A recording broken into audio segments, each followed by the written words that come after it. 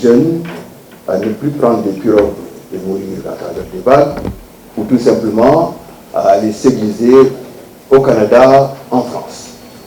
Parce que ce sont ces programmes-là qu'on a délocalisés ici à un coût extrêmement moindre et adapté au curricula de l'environnement de la respiration économique africaine et sénégalaise.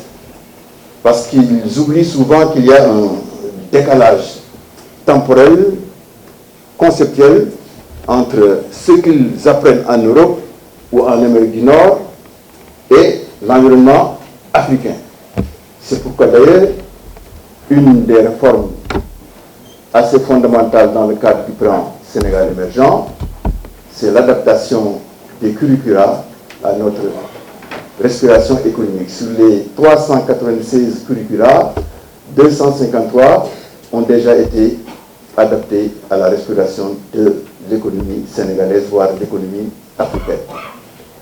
Aujourd'hui, je voudrais dire aux jeunes gens qui ont choisi de se former ici que vous avez pris une très bonne décision. C'est-à-dire, c'est votre propre valeur intellectuelle que vous allez accroître.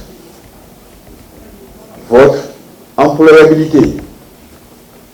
Parce que le XXIe siècle est assez déterminant. D'abord, la mondialisation qui s'accroît au quotidien. Deuxièmement, l'innovation.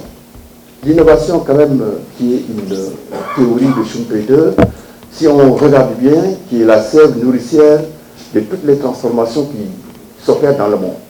Voilà presque 18 mois que j'étais ici pour envisager, à l'initiative de Racine, à l'initiative de Jean-François, avec le soutien indéfectible de Cheikh Kanté, un projet de partenariat entre l'EUA et l'Université d'Angers.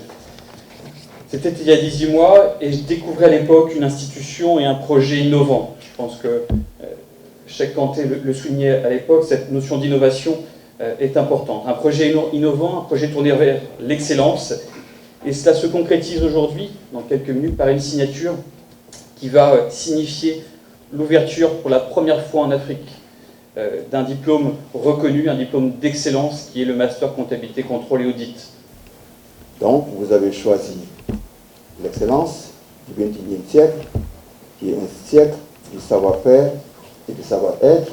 C'est le défi que vous devez relever.